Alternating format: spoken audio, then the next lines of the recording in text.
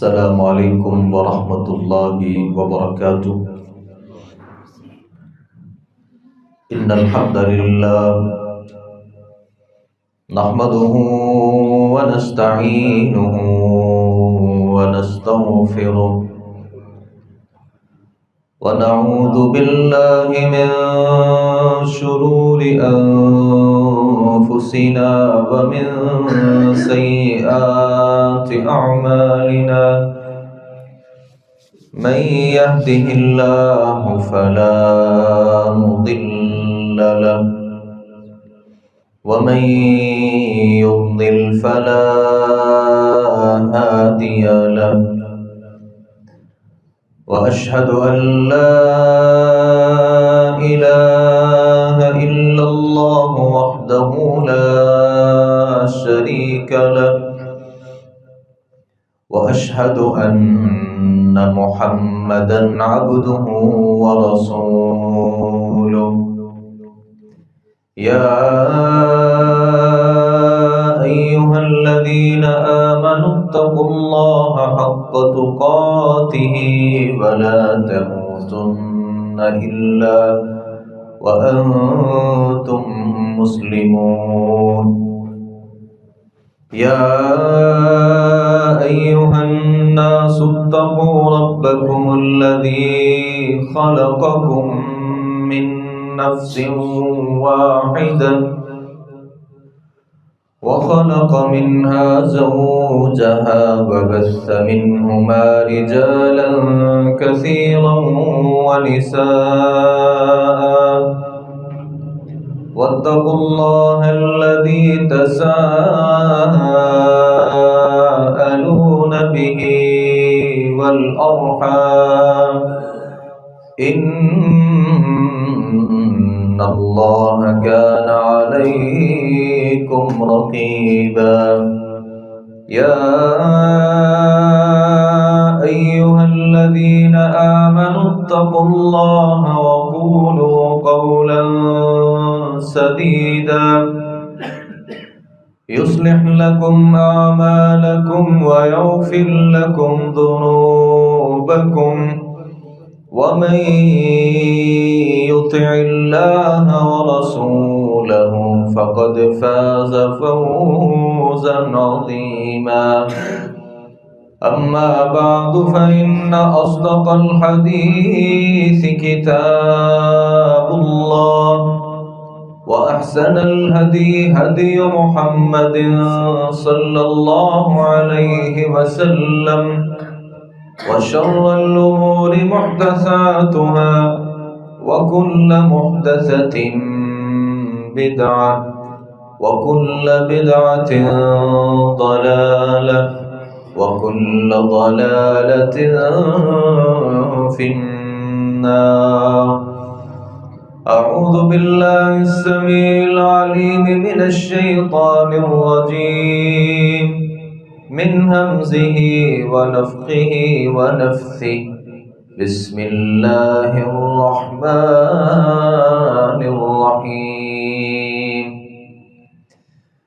सुब्हानल्लज़ी अस्रा बिअब्दिही लैलन मिनल मस्जिदिल हराम इलल मस्जिदिल अक़सा अल्लज़ी बारकना हौलहु लिनुरियहु मिन आयातिना इन्नहु हुवस समीउल बसीर। तमाम किस्म की तारीफ़ात तमहीदात अल्लाह रब्बुल आलमीन की ज़ात के लिए ख़ास हैं, जिस खालिक़ कायनात मालिक कायनात अहकमुल हाकिमीन रब्बुल आलमीन ने हमें इंसान पैदा फरमाया। दरूद व सलाम हो नबियों के इमाम पाकबाज़ों के सरदार नबी आखिरुज़्ज़मा जनाब मुहम्मदुर रसूलुल्लाह सल्लल्लाहु अलैहि व आलिहि वसल्लम की ज़ात गिरामी पर। गुज़श्ता खुतबा जुम्मतुल मुबारक में नबी करीम सल्लल्लाहु अलैहि वसल्लम का एक ऐसा मौजज़ा جو اللہ رب العالمین نے اپنے تمام کے تمام انبیاء میں سے صرف اور صرف ہمارے نبی صلی اللہ علیہ وسلم کو عطا کیا، وہ عظیم معجزہ جسے معراج النبی صلی اللہ علیہ وآلہ وسلم کہا جاتا ہے۔ ہم نے اسراء اور معراج کے حوالے سے بہت سی وہ باتیں جو نبی کریم صلی اللہ علیہ وسلم سے ثابت ہیں، ہم نے ان کو بیان کیا، ان کا تذکرہ کیا کہ نبی کریم صلی اللہ علیہ وسلم کس طریقے سے بیت المقدس سے مسجد اقصی گئے، وہاں انبیاء علیہم السلام کی امامت کروائی، وہاں سے اللہ تعالیٰ نے جبرائیل علیہ السلام کے ساتھ ہمارے نبی صلی اللہ علیہ وسلم کو آسمانوں کی سیر کروائی، جس میں انبیاء علیہم السلام سے ملاقاتیں ہوئیں اور کئی ساری باتوں کے تبادلہ خیال ہوا۔ اللہ رب العالمین کے حکم اور اذن سے آپ نے جنت کو بھی دیکھا اور جہنم کو بھی دیکھا، اور جو وہ مشاہدات تھے جو نبی کریم صلی اللہ علیہ وسلم نے اس مبارک سفر پر کیے، ہم نے ان کا تذکرہ بھی کیا۔ آج کی خطبہ جمعۃ المبارک میں اس معراج کے سفر میں میرے اور آپ کے لیے اسباق کیا ہیں، دروس کیا ہیں، عبرتیں کیا ہیں، اور اللہ رب العالمین کی طرف سے اس سفر میں اور اس معراج میں ہمارے لیے حکمتیں کیا ہیں، میں آج کی خطبہ جمعۃ المبارک میں اس سفر سے حاصل ہونے والے جو اسباق ہیں، جو نصیحتیں ہیں، جو عبرتیں ہیں، اللہ کی توفیق سے ان کو میں آپ کی خدمت میں پیش کروں گا۔ یاد رکھیے گا، سفر معراج، اسراء اور معراج، ہر لحاظ سے اللہ نے اس میں ہمارے لیے سبق رکھے ہیں۔ اگر مسئلہ عقیدے کا ہو اور عقیدے کے بڑے بڑے جو مسائل ہیں جو آج تک لوگوں سے حل نہیں ہو سکے، اور جن مسائل میں اختلاف چلا آ رہا ہے، دونوں طرف سے دلائل کے تبادلے ہوتے ہیں، ایک دوسرے سے مباحثے اور مجادلے اور مناظرے ہوتے ہیں، بات پھر بھی اپنے اختتام تک نہیں پہنچتی۔ اللہ نے اس سفر معراج میں ان مسائل کو حل کر دیا ہے۔ یاد رکھیے گا، اس سفر معراج میں جو سب سے پہلا مسئلہ ثابت ہوتا ہے، وہ مسئلہ یہ ہے کہ اللہ رب العالمین کی جو ذات ہے وہ عرش پر مستوی ہے، اور اللہ کی جو صفات ہیں، ان صفات میں سے ایک بہت بڑی صفت جس کا انکار کوئی بھی مومن شخص نہیں کر سکتا، اور وہ اللہ کی صفت علو ہے کہ اللہ آسمانوں کے اوپر موجود ہے۔ بعض لوگوں نے کہا کہ اللہ آسمانوں پر نہیں ہوتا بلکہ اللہ زمین پر ہے، کسی نے کہا اللہ ہر جگہ پر موجود ہوتا ہے، کسی نے کہا کہ اللہ ہر چیز کے اندر موجود ہوتا ہے، اور کسی نے کہا کہ اگر اللہ کو عرش پر ثابت کر دیا جائے اور یہ عقیدہ بنا لیا جائے کہ اللہ کی ذات صرف عرش کے اوپر ہے، تو یہ اللہ کو محدود کرنا ہے، جبکہ اللہ رب العالمین کو محدود نہیں کیا جا سکتا۔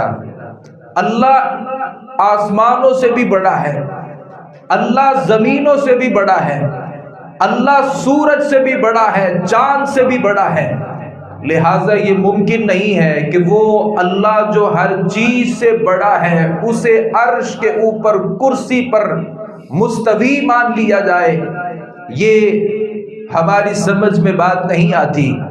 نبی کریم صلی اللہ علیہ وسلم کے بارے میں وہ سفر معراج والی جو روایت ہے، آپ صلی اللہ علیہ وسلم فرماتے ہیں جبرائیل علیہ السلام کا تذکرہ کیا، ثم اخذ بی فعرج بی الی السماء، جناب جبریل نے میرا ہاتھ تھاما اور مجھے آسمان کی طرف چڑھا دیا، آسمان کی طرف لے کر کے چڑھے۔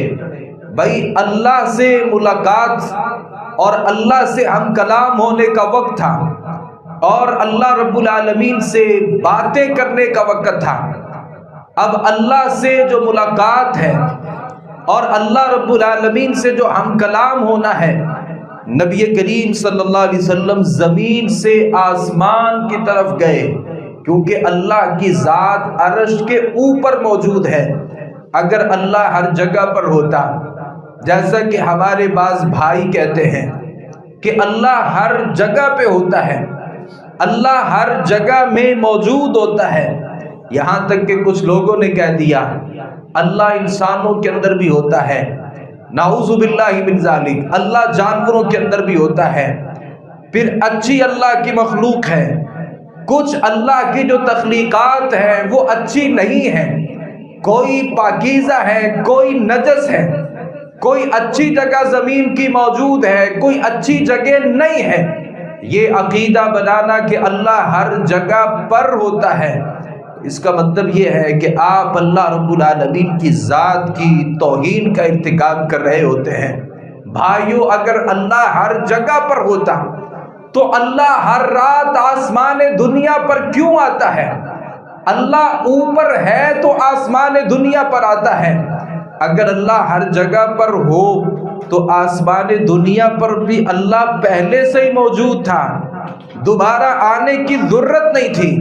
ہاں، اللہ رب العالمین کو جو علم ہے وہ ہر جگہ پر وسیع ہے، اور اللہ رب العالمین جو سنتا ہے، جو دیکھتا ہے، جو اللہ کی صفات ہیں وہ ساری زمین کو لپیٹ میں لیے ہوئے ہیں۔ نحن اقرب الیہ من حبل الورید، اللہ اپنی طاقتوں کے اعتبار سے، اپنے علم کی وسعت کے اعتبار سے، اللہ ہر انسان، قرآن کہتا ہے ہم انسان کی شہرت سے بھی زیادہ قریب ہیں۔ شہرت سے زیادہ قریب ہونے کا مطلب یہ نہیں ہے کہ اللہ اپنی ذات کے اعتبار سے ہمارے قریب ہے، اللہ کا علم ہمارے قریب ہے، اللہ رب العالمین کی بصارتیں ہمارے قریب ہے، اللہ رب العالمین خبیر ہے، خبر رکھنے والا ہے، ہر چیز کی خبر اللہ رب العالمین کے پاس ہے۔ لیکن ایسا نہیں ہے کہ اللہ اپنی ذات کے اعتبار سے ہر جگہ پر موجود ہے، ایسا نہیں ہے۔ قرآن مجید اس بات پہ اور اس موضوع پہ قرآن مجید میں بے شمار دلائل ہیں۔ اللہ تعالیٰ قرآن مجید میں ارشاد فرماتے ہیں ثم استوى علی العرش، اللہ نے جب آسمان اور زمین کو بنایا پھر اللہ عرش پر چڑھ گیا۔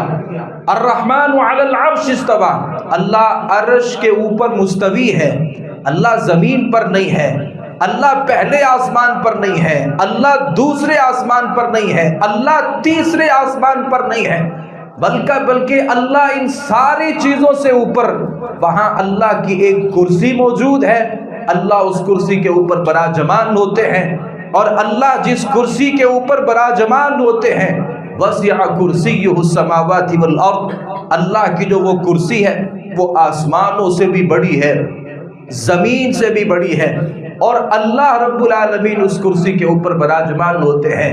نبی کریم صلی اللہ علیہ وسلم کے پاس ایک صحابی آئے، معاویہ بن حکم رضی اللہ عنہ ان کا نام ہے، کہا اللہ کے نبی صلی اللہ علیہ وسلم میری ایک لونڈی ہے، وہ میری خدمت کرتی ہے، کام کاج کرتی ہے، مجھے اس کے اوپر غصہ آ گیا، اللہ کے نبی میں نے غصے میں آ کر کے ایک تھپڑ رسید کر دیا اس لونڈی کو، اور میں اس کو آزاد کرنا چاہتا ہوں۔ اللہ کے نبی صلی اللہ علیہ وسلم نے اس لونڈی سے جو سوالات کیے وہ 2 سوالات تھے۔ پہلا سوال یہ ہے میں کون ہوں، اور اس لونڈی نے جواب دیا آپ اللہ کے رسول ہیں۔ دوسرا سوال کیا آئین اللہ، اللہ کدھر ہے، اور اس لونڈی نے جواب دیا کہ اللہ آسمانوں پہ ہے۔ نبی کریم صلی اللہ علیہ وسلم نے صحابی سے کہا کہ اس لونڈی کو آزاد کر دے، فَإِنَّهَا مُؤْمِنَةٌ، یہ لونڈی مومنہ ہے، اس کے اندر ایمان موجود ہے۔ اللہ کے نبی صلی اللہ علیہ وآلہ وسلم نے اس لونڈی کو مومنہ کہا، جس کا عقیدہ یہ تھا کہ اللہ آسمانوں کے اوپر موجود ہے. اور بہت سے لوگوں کو یہ باتیں سمجھ میں نہیں آتی. میں اکثر یہ بات سمجھاتا ہوں، اللہ رب العالمین عرش پر ہے. اللہ نے اس مسئلے کو اتنا آسان بنا دیا ہے، اور یہ بڑا بدیہی مسئلہ ہے. آپ چھوٹے سے بچے سے سوال کریں، بیٹا بتاؤ اللہ کدھر ہے، تو وہ چھوٹا سا بچہ بھی اپنے ہاتھ کی انگلی کے اشارے سے آپ کو بتاتا ہے کہ اللہ اوپر ہے. یہ اللہ نے چھوٹے سے بچے کے دل اور دماغ میں اس مسئلے کو پیوست کر دیا ہے، اور ہمیں یہ سبق دے دیا ہے کہ اللہ کی ذات عرش پر موجود ہے. عقیدہ بنائیے اور معراج کے سفر سے اس مسئلے کو یاد کیجئے. اللہ میرے اندر نہیں ہے، اللہ آپ کے اندر نہیں ہے، اللہ زمین پر نہیں ہے، اللہ زمین کے کسی کونے کنارے کے اندر نہیں ہے، بلکہ اللہ رب العالمین کی جو ذات ہے وہ عرش پر مستوی ہے. لا یؤودہ حفظہما وہو العلی العظیم. قرآن مجید کہتا ہے آسمان اور زمین جس کو اللہ نے بنایا ہے، اللہ رب العالمین اس کی دیکھ بھال کرتا ہے اور ان کی حفاظتیں کرتا ہے. یہ چیزیں اللہ کو تھکاوٹ میں مبتلا نہیں کرتی. اللہ علی بلند تر ہے اور العظیم بہت ہی زیادہ بڑا ہے. نبی کریم صلی اللہ علیہ وآلہ وسلم کی زوجہ محترمہ ہے زینب رضی اللہ عنہا ان کا نام ہے. یہ کبھی کبھار فخر محسوس کیا کرتی تھی. نبی صلی اللہ علیہ وسلم کی اور بھی بیویاں تھیں تو یہ زینب کہا کرتی تھی کہ تمہارا جو نکاح ہے وہ تمہارے ماں باپ نے زمین پر کیا ہے، جبکہ میرا جو نکاح ہے پہلے یہ زید رضی اللہ عنہ کے نکاح میں تھی، وہ کہتی میرا جو نکاح ہے وہ اللہ نے آسمانوں کے اوپر کیا ہے، کیونکہ اللہ کی ذات آسمانوں کے اوپر ہے. حدیث میں آتا ہے نبی صلی اللہ علیہ وسلم یہ دعا پڑھا کرتے تھے، انت الظاہر فلیس فوقک شیء. اے اللہ تو ظاہر ہے، ہر چیز تیرے لیے ظاہر ہے اور تو ہر چیز سے اوپر ہے، تیرے اوپر کوئی چیز نہیں ہے. اللہ رب العالمین اوپر ہے اور اللہ رب العالمین سے اوپر کوئی چیز نہیں ہے.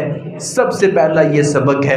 اور دوسرا سبق جو سفر معراج مجھے ایک سبق دیتا ہے، جس میں سمجھنے کا ایک پہلو عقیدے کے حوالے سے میرے لیے یہ ہے کہ اللہ سے ثابت ہے صفت کلام.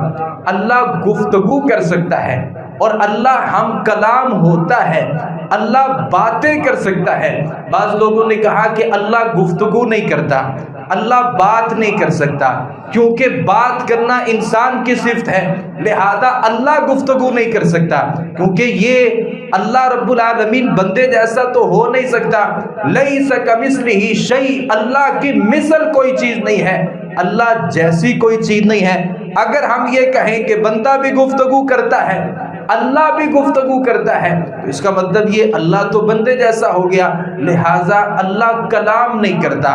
لوگوں نے اس کے اوپر باتیں کی، جبکہ قرآن مجید یہ کہتا ہے کہ اللہ گفتگو کرتا ہے. تلک الرسل فضلنا بعضهم علی بعض منہم من کلم اللہ. اللہ تعالیٰ فرماتے یہ رسول ہیں جن کو ہم نے مختلف درجات دیے ہیں، کسی کا درجہ بڑا ہے کسی کا چھوٹا ہے. ان رسولوں میں سے کوئی ایسے رسول بھی ہیں جن سے اللہ نے کلام کی ہے، اللہ نے گفتگو کی ہے. اور سفر معراج پہ یہ اہل السنہ کا عقیدہ ہے، اور یہ اللہ کی توفیق سے محدثین کا یہ عقیدہ ہے کہ نبی صلی اللہ علیہ وسلم نے اللہ سے باتیں کی تھی، اللہ سے کلام کی تھی، اللہ سے گفتگو کی تھی. وہ نمازوں کے سلسلے میں جب بات ہوتی تو نبی صلی اللہ علیہ وآلہ وسلم اللہ سے باتیں کر رہے تھے. تو حدیث میں آتا ہے کہ نبی کریم صلی اللہ علیہ وسلم نے اللہ سے جا کے بات کی کہ یہ نمازیں کچھ تخفیف کر دیجئے. پھر اللہ نے وہ نمازیں تخفیف کچھ ہلکی کر دی، پھر اور کچھ نمازیں کم کر دی، پھر اور نمازیں کم کر دی. تو یہ اللہ سے ایک ہم کلام ہونا تھا.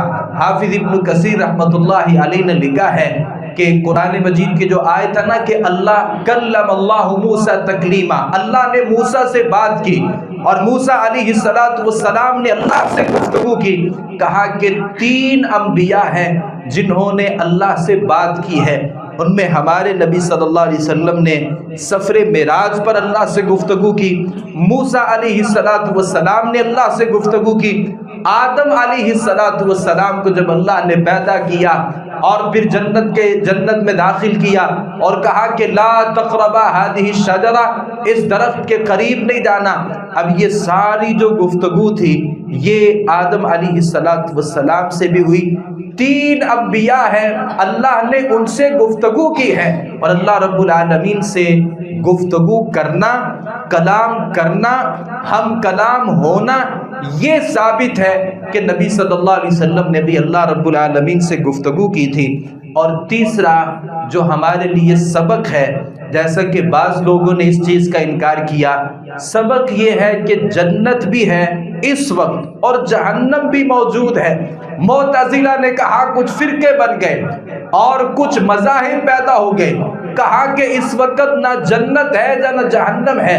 بعض لوگوں نے کہا کہ جنت نہیں ہے، جہنم بھی نہیں ہے، کسی نے کہا کہ وہ جنت ہوگی بھی نہیں، جہنم بھی نہیں ہوگی، لیکن بعض نے کہا کہ جنت بھی ہوگی، جہنم بھی ہوگی، لیکن آج ان میں سے کوئی چیز نہیں ہے۔ جبکہ سفر معراج ہمیں یہ سبق دیتا ہے کہ جنت بھی موجود ہے، جہنم بھی موجود ہے۔ اللہ رب العالمین نے ان دونوں کو تخلیق فرما دیا ہے، جنت بھی ہے، جہنم بھی ہے۔ اور سیدنا عبداللہ ابن عباس رضی اللہ عنہما سے ثابت ہے اللہ نے جنت کو اوپر رکھا ہے اور جہنم جو ہے وہ زمین کے نیچے ہے۔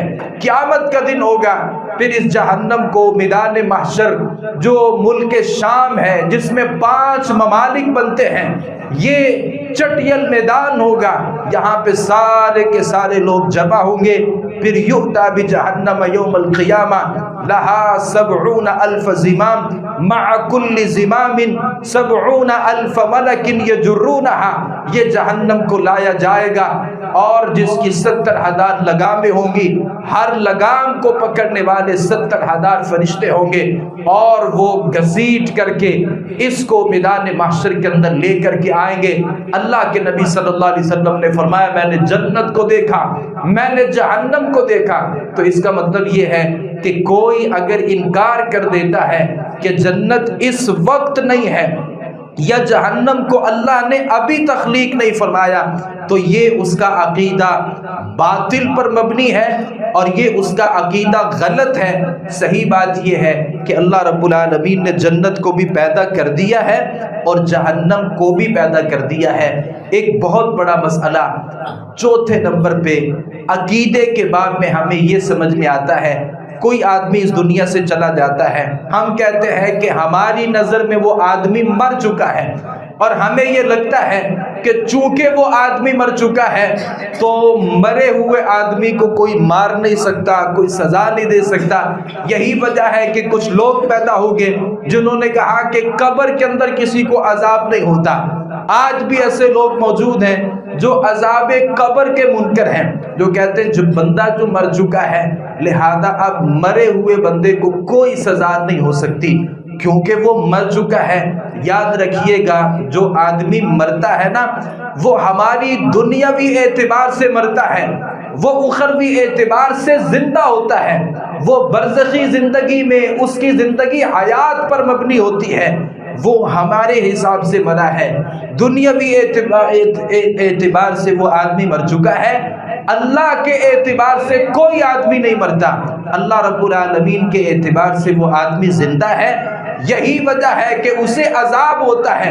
نبی کریم صلی اللہ علیہ وسلم نے جب سفر معراج کی اور آپ صلی اللہ علیہ وآلہ وسلم کو دکھایا گیا، آپ نے جب جہنم کو دیکھا اور جہنم میں دیکھا کہ میں نے کچھ لوگوں کو دیکھا ہے جن کے انگلیوں کے جو ناخن تھے وہ تانبے کے تھے اور وہ اپنے جسم کو نوچ رہے تھے، وہ لوگ تھے جو دنیا کے اعتبار سے مر چکے تھے اور جن کا دنیاوی زندگی کے ساتھ تعلق ختم ہو چکا تھا۔ ہم نے ان لوگوں کو دفنا دیا تھا اور زیر زمین ان کو دفن کر دیا تھا، من و من مٹی کے نیچے وہ لوگ موجود تھے، لیکن اللہ کے اعتبار سے وہ لوگ زندہ تھے اور وہ جہنم کے اندر تھے کہ وہ اپنے جسموں کو نوچ رہے تھے۔ اور نبی صلی اللہ علیہ وسلم نے جب سوال کیا تھا، کہا اللہ کے نبی یہ وہ لوگ ہیں جو غیبتیں کیا کرتے تھے، دنیاوی اعتبار سے مرے ہوئے لوگ اللہ کے ہاں زندہ تھے۔ یہ انبیاء علیہ السلام جو اس دنیا سے چلے گئے اور نبی صلی اللہ علیہ وسلم سے ان کی ملاقات وہ مسجد اقصی میں ہوئی، پھر آسمانوں پر بھی ہوئی۔ دنیاوی اعتبار سے یہ لوگ اپنی موت مر چکے تھے اور یہ ہم نے سمجھ لیا تھا کہ یہ فوت ہو چکے ہیں، لیکن اللہ رب العالمین کے ہاں وہ فوت نہیں تھے، بلکہ اللہ رب العالمین کے ہاں ان کی زندگی تھی۔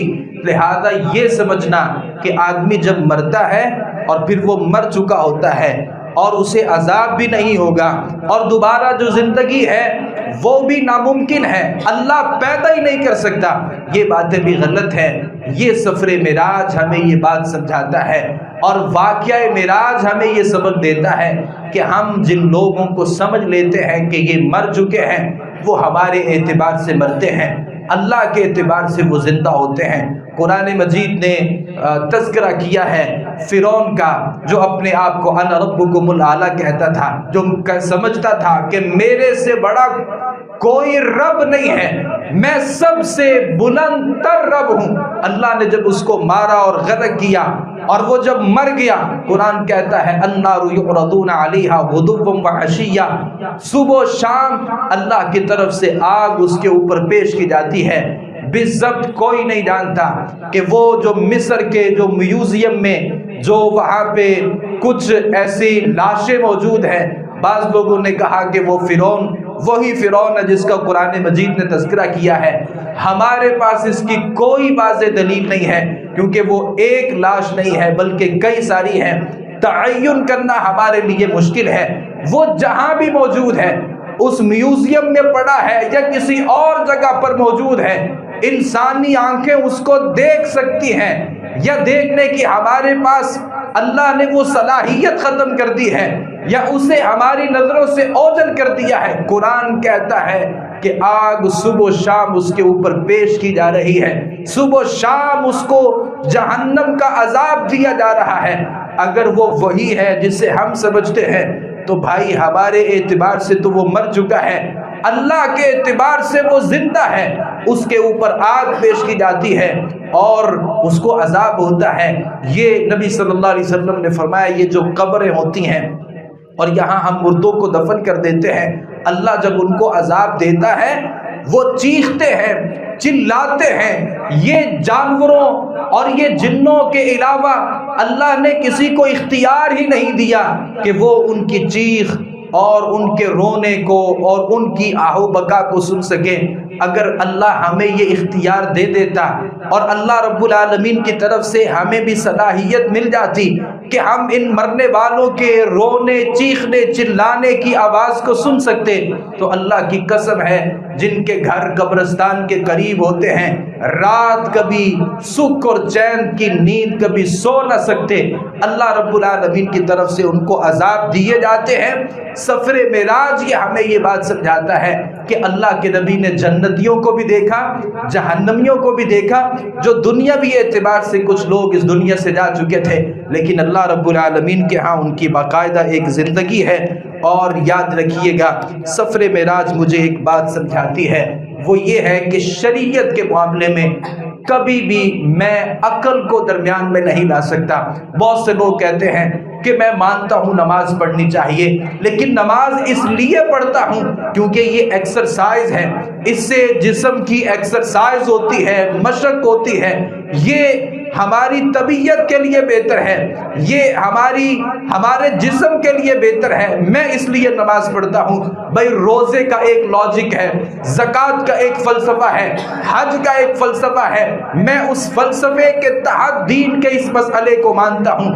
یاد رکھیے گا سفر معراج سمجھاتا ہے آپ کو دین کے مسئلے میں فلسفہ سمجھ آئے، اس کا لاجک سمجھ آئے، پھر بھی آپ نے اس کو تسلیم کرنا ہے، اور اگر اس کی حکمت آپ کو معلوم نہیں ہوتی، عقل اس بات کو تسلیم نہیں کرتی۔ اگر وہ اللہ کے نبی کا فرمان ہے تو آپ کو ماننا پڑے گا۔ آپ کون ہوتے ہیں کہ یہ کہیں کہ بھائی قرآن کہتا ہے میں اس بات کو مانتا ہوں، اللہ کے نبی نے فرما دیا میں مانتا ہوں، لیکن عقل میری اس بات کو تسلیم نہیں کرتی، میں اس کو ماننے کے لیے تیار نہیں ہوں۔ نہیں، یاد رکھیے گا سفر معراج سمجھاتا ہے کہ اللہ کے نبی صلی اللہ علیہ وسلم یہ 1300 کلومیٹر کا سفر طے کرتے ہیں۔ بیت المقدس، بیت المسجد، مسجد بیت اللہ سے بیت المقدس جاتے ہیں، 1300 کلومیٹر کا سفر ہے، اور اگر اسے زمینی اعتبار سے سفر کی بات کریں 40 دن کا سفر ہے۔ اللہ کے نبی فرماتے ہیں میں جاتا ہوں، پھر میں آسمان پہ جاتا ہوں، جنت کو دیکھتا ہوں، جہنم کو دیکھتا ہوں، پھر اسی رات واپسی بھی ہو جاتی ہے۔ یاد رکھیے اگر یہاں پہ عقل کو لے کر کے آئے، ہم میں سے کوئی آدمی اس بات کو ماننے کے لیے تیار ہی نہیں ہے، لیکن چونکہ قرآن کہہ دیتا ہے سبحان الذی اسریٰ بعبدہ لیلا من المسجد الحرام الی المسجد الاقصی، اللہ نے بات ہی شروع کی کہ اللہ بے عیب ہے، اللہ پاک ہے، اور اللہ کے لیے کوئی مشکل نہیں ہے کہ اللہ اپنے بندے کو مسجد حرام سے مسجد اقصی تک لے کر کے جائے۔ اب جو کہتا ہے نا کہ میں سفر معراج کا انکار کرتا ہوں، میں مسلمان ہوں، نبی کو مانتا ہوں، کلمہ پڑھتا ہوں، یاد رکھ لیجئے وہ قرآن کا انکار کرتا ہے، اور قرآن کا انکار کرنے والا کافر ہوتا ہے۔ یہ ہمیں سبق دیتا ہے کہ شریعت کے مسئلے ہماری سمجھ میں آئے ہم نے پھر بھی تسلیم کرنا ہے، اور اگر وہ ہماری سمجھ میں نہیں آتے ہم نے پھر بھی ان کو ماننا ہے۔ علی رضی اللہ عنہ کہا کرتے تھے کہ اگر شریعت میں دخل ہوتا عقل کا تو کوئی آدمی بھی اپنی جرابوں پر جو مسح ہے اور اپنے پاؤں پر جو مسح کرنا ہے یہ اوپر والے حصے پہ نہ کرے بلکہ وہ نیچے والے حصے پہ کرے۔ گندگی نیچے والے حصے پر ہوتی ہے، اوپر والے حصے پہ گندگی نہیں ہوتی، لیکن اللہ کے نبی کا فرمان یہ ہے، آپ کا طریقہ یہ ہے، آپ کا حکم یہ ہے، یہاں پر میری عقل کا کوئی دخل نہیں ہے۔ ہم واش روم میں جاتے ہیں، ہمارا وضو ٹوٹ جاتا ہے، وہ وضو ٹوٹنے کا تعلق کسی جگہ سے ہے، ہاتھوں کا قصور بھی نہیں ہوتا، ہم ہاتھوں کو بھی دھوتے ہیں، منہ میں کلی بھی کرتے ہیں، اپنے چہرے کو بھی دھوتے ہیں، اپنی کوہنیوں تک اپنے ہاتھوں کو بھی دھوتے ہیں، اپنے قدموں کو بھی دھویا جاتا ہے، حالانکہ وضو ٹوٹنے میں ان تمام اعضاء کا کوئی دخل نہیں تھا۔ کیوں کر رہے ہیں؟ عقل نہیں مانتی کہ ان کا کوئی قصور ہے، لیکن اللہ کے نبی صلی اللہ علیہ وسلم کا فرمان بھی یہ ہے، آپ کا طریقہ بھی یہ ہے، آپ کی سنت اور آپ کا عمل بھی یہ ہے، لہذا ہم ماننے پر پابند ہیں۔ شریعت میں اپنی عقل کو شامل نہ کیجئے۔ آج بہت سے لوگ فلاسفر پیدا ہو گئے، بہت سے سکالرز پیدا ہو گئے، دین کو عقل پر پیش کیا، پھر عقل پہ اس مسئلے کی سمجھ آئی تو مان لیا، اگر عقل اس مسئلے کا انکار کر رہی ہے۔ لوگوں نے معجزات کا انکار کیا، آج بھی کچھ ایسے لوگ موجود ہیں کہ وہ معجزات کا انکار کر دیتے ہیں کہ بھئی معجزہ عقل میں آنے والی چیز نہیں ہے، قرآن کہہ دیتا ہے، اللہ نے کہہ دیا، نبی سے کہہ دیا، ہم آپ کی عقل کو نہیں مانتے، ہم مانتے ہیں تو اللہ کی بات کو مانتے ہیں یا نبی صلی اللہ علیہ وسلم کے فرمان کو بات مانتے ہیں۔ اور دوسری بات یہ ہے کہ ہماری زندگی میں واقعہ معراج ایک سبق دیتا ہے، آپ اگر صحیح ہیں اور آپ کے پاس دلیل موجود ہے، پھر لوگوں کی مخالفت کا جو ڈر ہے وہ میری زندگی میں نہیں ہونا چاہیے، مداہنت میری زندگی میں نہیں ہونی چاہیے۔ اللہ کے نبی صلی اللہ علیہ وسلم معراج پر گئے، آپ جب دنیا میں آپ اس زمین پہ جب واپس تشریف لائے، لوگ انکار کر سکتے تھے اور لوگوں نے انکار بھی کیا۔ اللہ کے نبی یہ سمجھتے کہ بھائی اگر میں سفر معراج کو بیان کروں گا لوگ میرے مخالف ہوں گے، لوگ انکار کریں گے، میرے کردار پر باتیں کی جائیں گی، اللہ کے اوپر لوگوں کے عجیب و غریب قسم کے تبصرے ہوں گے، لہٰذا اس سے لوگوں کے اندر اختلاف پیدا ہوگا، میں اس بات کو لوگوں تک بیان نہیں کروں گا۔ اللہ کے نبی کے پاس دلیل تھی اور یہ اللہ رب العالمین کی طرف سے معاملہ ہوا تھا، اور یہ ثابت تھا۔ نبی صلی اللہ علیہ وسلم نے پھر لوگوں کی پرواہ نہیں کی بلکہ لوگوں کو بیان کیا۔ اور جب ابو جہل نے کہا کہ تم جو بات کر رہے ہو کیا یہ سارے لوگوں کے سامنے بات کر سکتے ہو؟ اللہ نے مجھے سفر معراج کروایا ہے۔ تو اللہ کے نبی صلی اللہ علیہ وسلم اب پریشان نہیں ہوئے، آپ ڈرے نہیں، آپ جھکے نہیں، حق کو بیان کرنے میں آپ دبے نہیں، بلکہ اللہ کے نبی صلی اللہ علیہ وسلم نے کہا تو فرد واحد کے سامنے میں نے اگر بات کی ہے میں سارے لوگوں کے سامنے اس بات کو دہرا سکتا ہوں۔ اللہ کے نبی صلی اللہ علیہ وآلہ وسلم نے پھر اس بات کو دہرایا۔ نبی صلی اللہ علیہ وسلم حق کو بیان کرنے میں یہ نہیں دیکھتے تھے کہ لوگ مخالف ہو جائیں گے، لوگ کیا کہیں گے، لوگ انکار کر دیں گے۔ نبی صلی اللہ علیہ وسلم کا یہ طریقہ نہیں تھا۔ سفر معراج میں ہمارے لیے ایک اور سبق بھی ہے۔ ہماری خواتین یہاں پر موجود ہیں، میری مائیں اور بہنیں، میں التماس کرنا چاہوں گا، ہماری جو مائیں اور بہنیں ہیں، خواتین ہیں، ناشکری بہت زیادہ ہے۔ اللہ کے نبی صلی اللہ علیہ وسلم نے کہا جب میں نے جہنم کو دیکھا، پیغام یہ ہے، سبق یہ ہے، ہمارے لیے لمحہ فکریہ یہ ہے اور ہمارے لیے سمجھنے کی باتیں یہ ہیں۔ یہ سفر معراج کو سننا اور پھر اپنے ایمان کو تازہ کرنا اور یہ سمجھنا کہ سننا ہمارے لیے کافی ہے نہیں، جو قیمتی باتیں ہیں ان کو حاصل کیجئے۔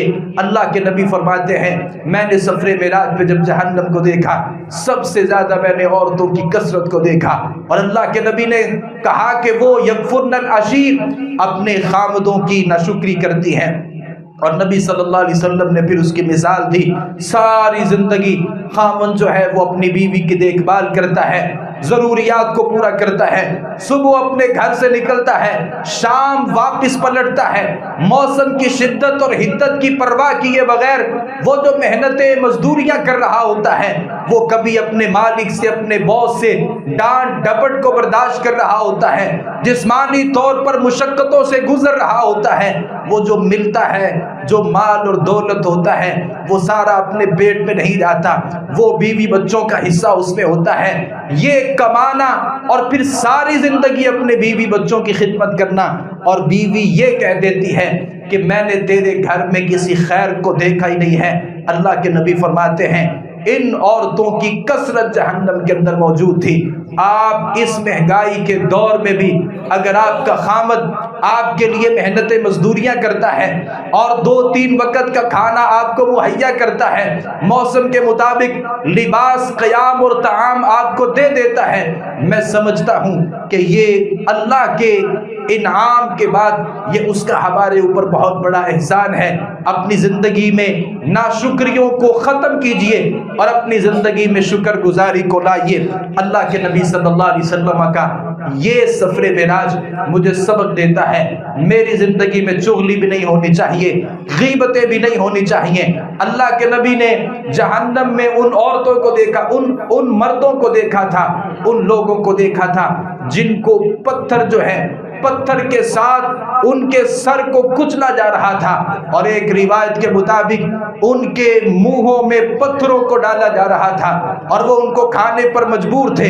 اللہ کے نبی نے جب جبریل سے سوال کیا کون لوگ ہیں، آپ نے فرمایا یہ وہ لوگ ہیں جو زندگی میں سود کھایا کرتے تھے۔ سوال میں اپنے آپ سے کرتا ہوں، آپ میں سے ہر فرد سے سوال کرتا ہوں، کون آدمی ایسا ہے جس نے اپنے آپ کو اس زمانے میں سود سے بچا رکھا ہے؟ ہمارے کاروبار میں، ہمارے لین دین میں، ایک ایک چیز میں یہ سود کی لعنت شامل ہو چکی ہے۔ کون آدمی ہے جو اپنے آپ کو سودی کاروبار سے، سودی لین دین سے بچائے رکھتا ہے؟ یہ سود کی جو لعنت ہے ہر فرد کے اوپر یہ ثابت ہو چکی ہے، اور ہر آدمی اپنے آپ کو سودی معاملات میں دھکیل چکا ہے۔ اللہ کے نبی صلی اللہ علیہ وسلم نے جہنم میں ایسے لوگوں کے انجام کو دیکھا تھا۔ پیغام یہ ہے اپنی زندگی میں سود کو ختم کر دیجئے۔ یہ سفر معراج میں اللہ رب کے نبی صلی اللہ علیہ وسلم نے ہمیں پیغام دیا ہے۔ پیغام اور بھی ہے، 5 نمازیں اللہ رب العالمین نے سفر معراج پر دی۔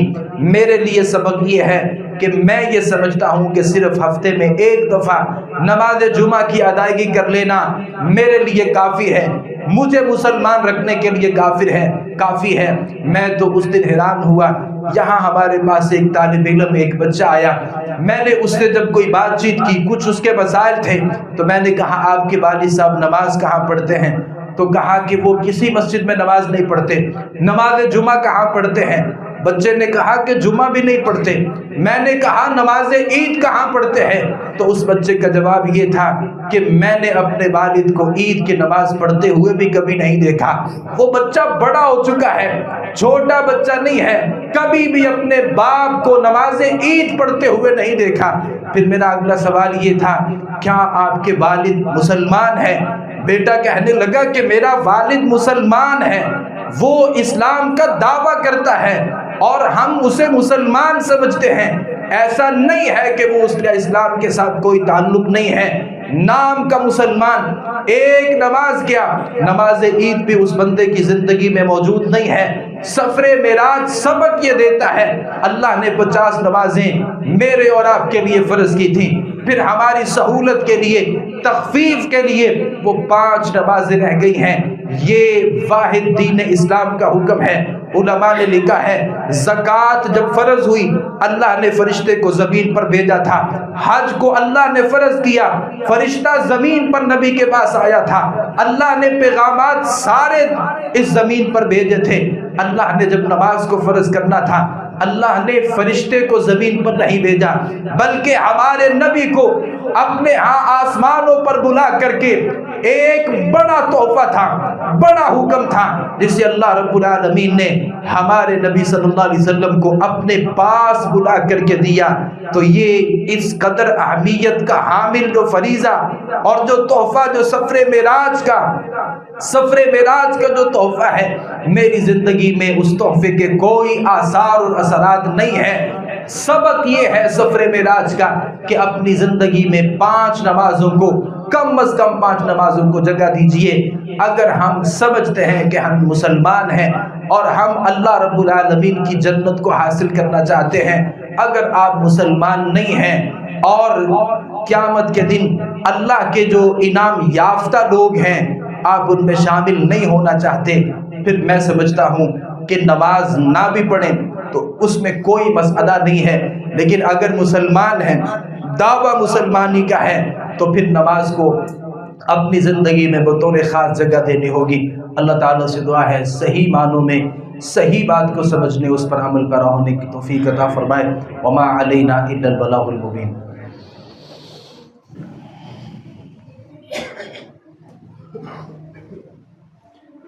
ان الحمد للہ نحمده ونستعینه ونستغفره ونعوذ باللہ من شرور انفسنا ومن سیئات اعمالنا، من يهده الله فلا مضل له ومن يضلل فلا هادي له، واشهد ان لا اله الا الله وحده لا شريك له، واشهد ان محمدا عبده ورسوله۔ يا أيها الذين آمنوا اتقوا الله حق تقاته ولا تموتن إلا وأنتم مسلمون۔ يا أيها الناس اتقوا ربكم الذي خلقكم من نفس واحدة وخلق منها زوجها وبث منهما رجالا كثيرا ونساء، واتقوا الله الذي تساءلون به والأرحام ان اللہ کان علیکم رقیبا۔ 2 باتیں سفر معراج کے اسباب کے حوالے سے۔ پہلی بات یہ ہے کہ نبی کریم صلی اللہ علیہ وسلم کو جو معراج کروائی گئی، اور آپ صلی اللہ علیہ وسلم نے اس سفر معراج میں ہمارے لیے ایک سبق یہ دیا ہے کہ کوئی آدمی کس قدر بھی بڑا ہو جائے، کوئی آدمی اپنے آپ کو بہت بڑا سمجھ لے، اللہ اس کے اوپر بہت سارے انعامات کر دے، تو جو فخر ہے، غرور ہے، تکبر ہے، یہ انسان کی زندگی میں نہیں ہونا چاہیے۔ نبی صلی اللہ علیہ وسلم کو جو اللہ نے یہ سفر معراج میں ایک عزت بخشی اور جو اعزاز بخشا، وہ کوئی چھوٹا اعزاز نہیں تھا۔ اس دنیا کی تاریخ میں ہمارے نبی پہلے انسان تھے اور آخری انسان تھے۔ جن کو اللہ نے آسمانوں کی سیر کروا کے جنت اور جہنم دکھائی، لیکن نبی صلی اللہ علیہ وسلم جب دنیا میں تشریف لائے تو آپ کی سادگی میں، آپ کی عاجزی میں، آپ کی انکساری میں کوئی فرق نہیں آیا۔ جیسا کہ ہم میں سے کسی آدمی کے پاس زیادہ پیسے آ جائیں تو وہ سمجھتا ہے کہ میں کوئی اور ہی مخلوق بن گیا ہوں، اور کسی کے پاس کوئی ڈگری آ جائے وہ سمجھتا ہے کہ اب میرا لوگوں جیسا ایک مقام نہیں ہے۔ کسی کے جو پھول لگے ہوتے ہیں، کوئی اضافی پھول لگ جائے تو وہ اپنے آپ کو انسان ہی نہیں سمجھتا، اور کسی کو کوئی معاشرے میں تھوڑی سی عزت مل جائے، اس کا بڑا نام ہو جائے، بڑا مقام ہو جائے، وہ اپنے برابر میں کسی انسان کو ہی بیٹھنے نہیں دیتا۔ تو نبی صلی اللہ علیہ وسلم کو جو اللہ نے اعزاز دیا، کیا اس دنیا میں اور دنیا کی تاریخ میں یہ اعزاز کسی کو ملا؟ اور کیا اس کے بعد اللہ کے نبی صلی اللہ علیہ وسلم کی زندگی میں کوئی بہت نمایاں فرق آ گیا کہ آپ صحابہ کے ساتھ مل کے کھانا نہیں کھاتے تھے، یا آپ صحابہ کو وقت نہیں دیتے تھے، یا وہ جو پہلی زندگی تھی کیا اس میں کوئی فرق آیا؟ اس کا مطلب یہ ہے کہ اللہ مجھے ساری دنیا میں سب سے بڑا نام بھی دے دے تو میری زندگی میں تکبر نہیں آنا چاہیے۔ لا تمشی فی الارض مرحا، قرآن کہتا ہے زمین پہ اکڑ کے نہیں چلنا، لوگوں کو بندے سمجھنا ہے۔ ہمیں تھوڑی سی عزت مل جائے، ہم کسی کو بندہ کیا، نہیں بندہ تو ایک مسلمان ہوتا ہے نا، ہم اس کو انسان نہیں سمجھتے۔ لہٰذا سفر معراج یہ کہتا ہے اللہ بہت انعام کر دے، بہت پیسے دے دے، بہت ڈگریاں آپ جمع کر لیں، بہت بڑی پوسٹ پر پہنچ جائیں، بہت بڑے مقام اور منصب کو حاصل کر لیں، عاجزی، انکساری یہ آپ کا لازمی وتیرہ ہونا چاہیے۔ اور آخری پیغام یہ ہے، سفر معراج ہمیں بتاتا ہے کہ ہمارے نبی صلی اللہ علیہ وسلم خاتم النبیین تھے۔ اللہ نے نبوت کے سلسلے کو ہمارے نبی صلی اللہ علیہ وسلم کے اوپر ختم کر دیا تھا، اور یہ نبی صلی اللہ علیہ وسلم کا یہ جو ایک خاص وصف ہے نا کہ آپ خاتم النبیین تھے، جیسے ابراہیم خلیل اللہ تھے، موسیٰ کلیم اللہ تھے، اور عیسیٰ روح اللہ تھے علیہ السلام، ایسے ہی ہمارے نبی صلی اللہ علیہ وسلم کا جو خصوصی ٹائٹل ہے نا وہ خاتم النبیین ہے۔ جیسے کوئی آدمی موسیٰ کو کلیم اللہ نہیں مانتا وہ مسلمان نہیں ہے، جو ابراہیم کو خلیل اللہ نہیں مانتا وہ بھی مسلمان نہیں ہے، جو عیسیٰ کو روح اللہ نہیں مانتا وہ بھی مسلمان نہیں ہے علیہ السلام، اور جو ہمارے نبی صلی اللہ علیہ وسلم کو خاتم النبیین نہیں مانتا اس کا بھی اسلام کے ساتھ کوئی تعلق نہیں ہے۔ اور دلیل بڑی خوبصورت ہے، علماء نے لکھا ہے کہ اللہ کے نبی نے جب مسجد اقصیٰ میں امامت کروائی، اور امامت میں اللہ کے نبی صلی اللہ علیہ وسلم جب ان کے امام بنے اور وہاں پر سارے لوگ موجود ہیں، اور امامت جو ہوتی ہے اور جو امام ہوتا ہے وہ تمام کے تمام لوگوں کے جمع ہونے پر، یہ تو ہمارے ہاں گھڑیوں کا سسٹم آ گیا کہ وہ ٹائم ہوگا تو نماز ہوگی، کسی زمانے میں یہ نہیں ہوتا تھا۔ حدیث میں آتا نبی صلی اللہ علیہ وسلم دیکھتے لوگ جمع ہو گئے آپ نماز پڑھا دیتے، اور لوگ جمع نہیں ہوئے تو آپ نماز میں تاخیر کر دیتے۔ امامت جو امامت ہے یہ سب سے آخر میں امام آتا ہے، اور سب سے آخر میں امام آ کے جب لوگ جمع ہو جاتے ہیں سارے، پھر وہ آ کے نماز پڑھاتا ہے۔ یہ طریقہ رہا ہے اور یہی طریقہ ہے۔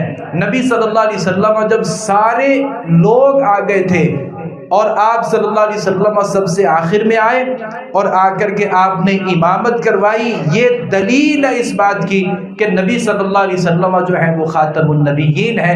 اور یہ سفر معراج کا یہ بھی ہمارے لیے ایک سبق ہے۔ اللہ رب العالمین سے دعا ہے اللہ تعالیٰ اس سفر معراج میں جو ہمارے لیے قیمتی باتیں ہیں، جن باتوں کا ہماری عملی زندگی کے ساتھ تعلق ہے، اللہ رب العالمین ان باتوں کو سمجھنے کی بھی ہمیں توفیق عطا فرمائے، اور ہمیں اپنی زندگی میں ان کو اختیار کرنے کی بھی توفیق عطا فرمائے۔ اعلان میں نے کیا تھا آپ بھائیوں سے، آج پھر میں اعلان کر رہا ہوں، ہماری اس مسجد میں جو فلٹر پلانٹ ایک لگایا گیا اور ایک عرصے سے لوگ الحمدللہ اس سے مستفید ہوتے ہیں، اس کے کچھ کام تھے جو ابھی کروانے والے ہیں۔ آپ کو پتہ ہے کہ یہ صرف مسجد نہیں بلکہ یہ پورا علاقہ اور دور دراز تک لوگ اللہ کی توفیق سے اس پانی سے مستفید ہوتے ہیں۔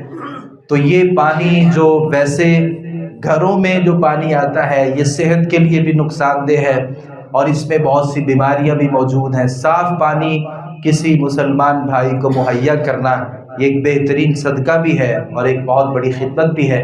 تو تقریباً مجھے جو اندازہ ہے کوئی 1.5 لاکھ روپے ہمیں اس مد میں آپ بھائیوں سے چاہیے، تو آپ نے دل کھول کے عبادت سمجھ کے اور ایک بہترین صدقہ سمجھ کے، اور بہترین صدقہ جو ہے نبی صلی اللہ علیہ وسلم نے فرمایا وہ پانی کا ہوتا ہے، تو اس پانی کی مد میں آپ بھائیوں نے خصوصی تعاون کرنا ہے۔ جزاکم اللہ خیرہ، دعا فرما لیں۔ اللہم اغفر لنا والمؤمنین والمؤمنات والمسلمین والمسلمات وألف بین قلوبهم واصلح ذات بینہم وانصرهم على عدوک وعدوهم اللہم خال بین کلمتهم وزلزل اقدامهم وانزل بهم بأسك الذي لا ترده عن القوم المجرمين ربنا هب لنا من ازواجنا وذرياتنا قرة اعين واجعلنا للمتقين اماما اللهم اشف مرضانا ومرضى المسلمين يا شافي الامراض اشف مرضانا ومرضى المسلمين يا قاضي الحاجات اقض حاجاتنا وحاجات المسلمين سبحان ربك رب العزة عما يصفون وسلام على المرسلين والحمد لله رب العالمين۔